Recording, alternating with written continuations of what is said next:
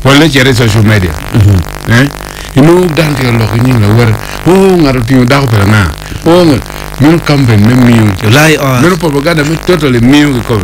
ma kin miu enoni ayat bete ye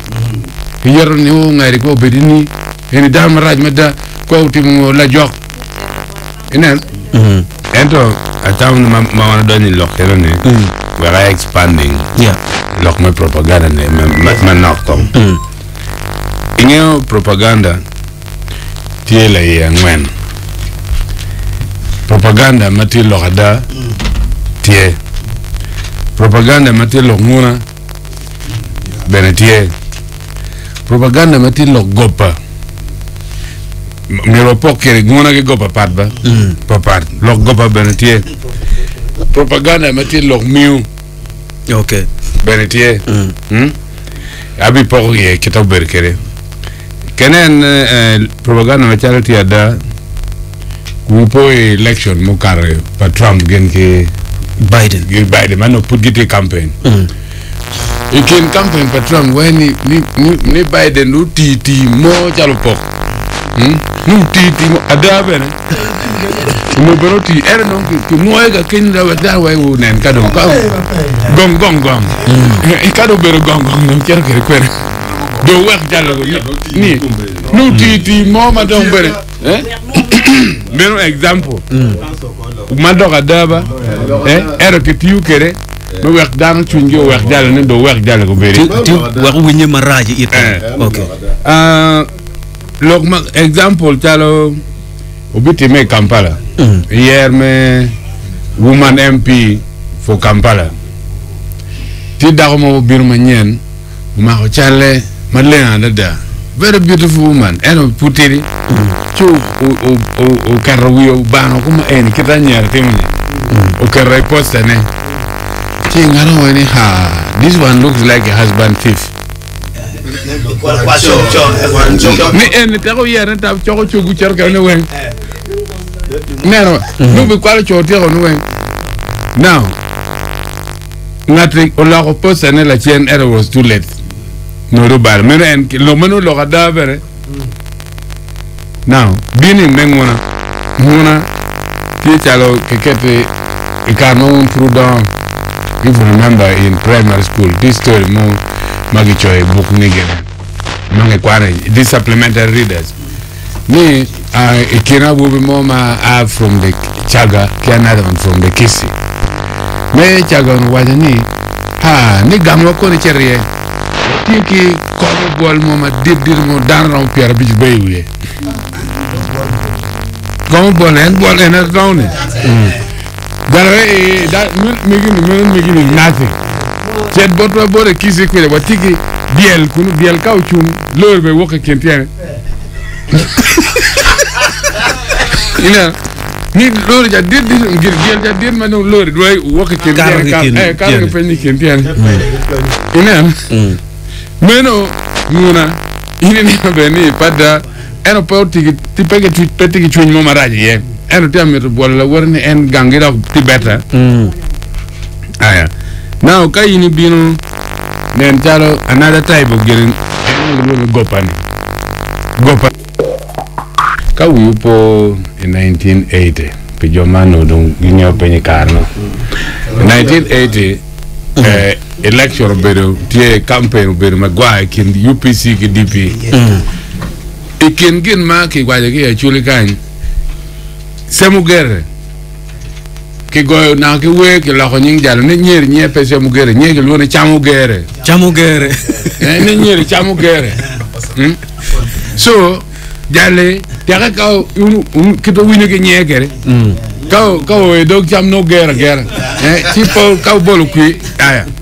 ina aya meno propaganda maki wadi no ininge be no gopa now propaganda mukane ikinen gen mu ma ana no ni miuni tia teme gulu sete ko bede wala jere social media ino dan ke lo ni la war ngaro ti da ko na min campaign même miu lai min propaganda mi totally miu ko ma kin miu enoni ayat bete ye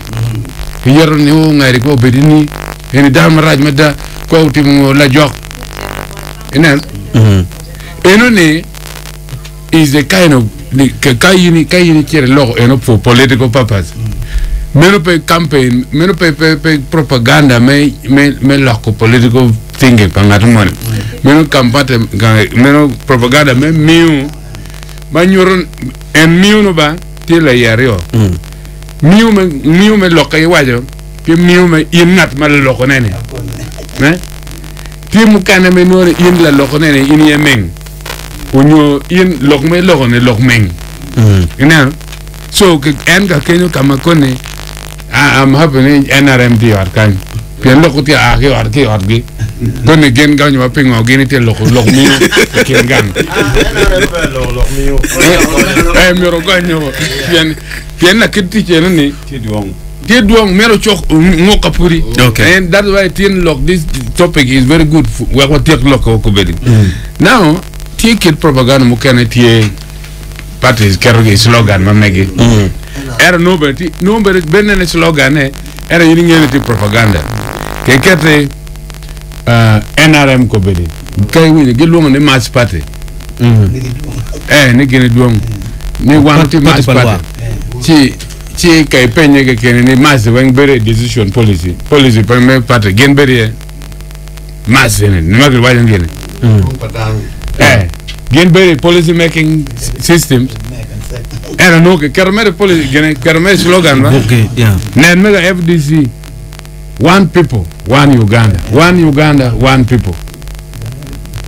ero kara nen jalo gir was one Uganda one person per one people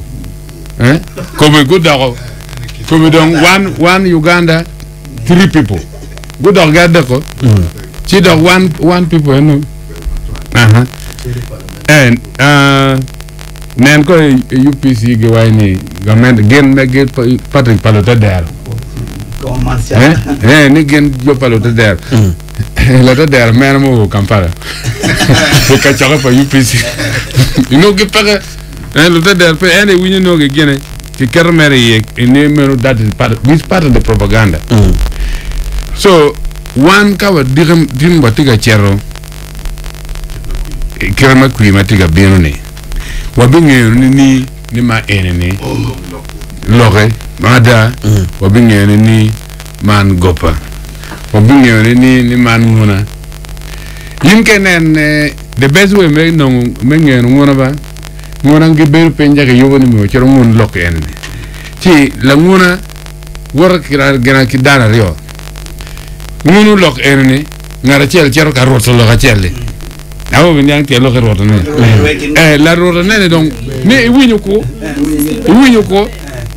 ngato ngono no wajo ngona enene den la roto ne donc cera way mum po wiñu la wu ma wajo radio ko man cera donc kubu so ngate ngono this one roro en ngono this one roro gimede gere kin gango men en mo gwang tle wer ni meno ni ini war ke gere war ke karmile dog di kalo tial no yenyo ngo me la gopa men no cerca ngona kin pay so one bin election ko belne tie jo mogo mo bin wajani an chale election mo karne de sample mo bin wajani en bi gene ni en bi yobu guru e bi karolam e guru ma ake sub count enemy chero wa gene wa sub count ko mal ko ni en be yo guru ma ake ke yo mat chero o go bol ko men ni karta mak ba ci dan ma kin gang wa adaro lo ko romber ka kar ero ko ziri nge anga ma yo guru e tamake kero ko ne kitake karta makere defunere gamande ma dire ngeo en ko en peram kerne ci ko be don dans de peñe ni tamaka ya me wajani pian ti kwene ti office kiti peñe tamaka ti kwene ine an lo kilo so en menu lo kin nguna mane ma yini bolo kilo kin gang ne I wekit nen yini bi ramuti mu ginu mane ku mu pe to yaro yini nen ko be de an apene honorable chula gite kan chula nge what I'm talking about wano kibuala wakan dan mo gel cer parliament ana ya de be mata ana ya temu ginonyo ane timo nini eno John o parliament dana di mati allo parliament ko be ne karo chula ke no John do lo ba kara John no John lo ba eno me ko dana di ma lo parliament wana diga MP za di Pierre Dekwe